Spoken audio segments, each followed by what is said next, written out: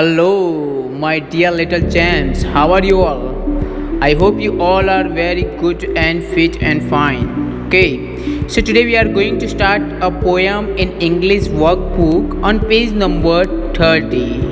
Here, the words of this poem is like that. This poem is mainly connect us with our environment and nature.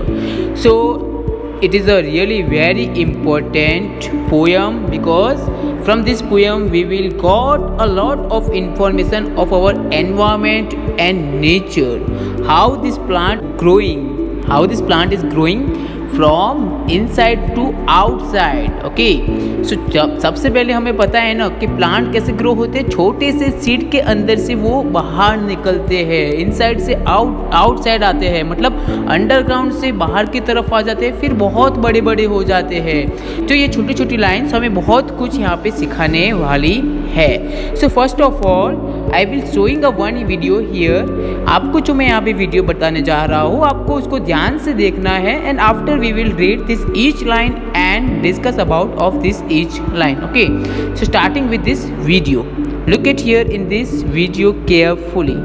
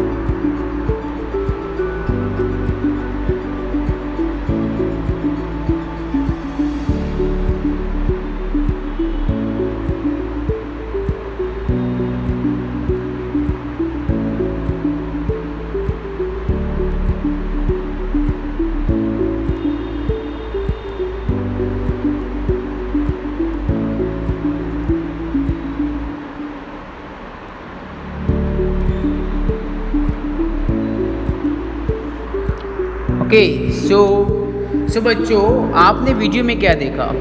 एक छोटा सा seed, मतलब जो बीज है उसके अंदर एक छोटा सा प्लांट छिपा हुआ था, ठीक है ना।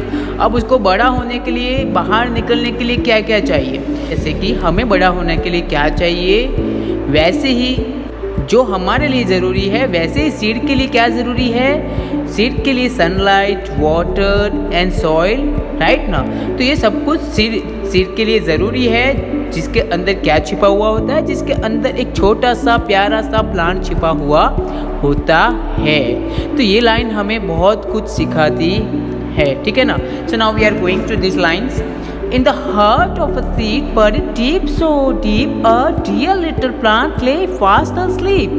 So here this line says that here is a one plant. यहाँ पे एक जो सीड है उसके हार्ट में, उसके दिल में क्या है? उसके दिल में बहुत ही डीपली, बड़े डीपली, सो डीपली, उसके डीपली क्या है? एक छोटा सा प्लांट है। जो ये सीड है उसके दिल के अंदर बहुत ही गहराई, बरीड मीन्स गहराई, उसके बहुत ही अंदर की तरफ क्या है? एक छोटा सा प्लांट है जो कि क्या कर रहा है? अ डियर लिटिल प्लांट ले फास्ट अस्लीप, मतलब कि वो सो रहा है। वहाँ पे क्या कर रहा है? वो वहाँ पे आराम से सो रहा है, ठीक है ना।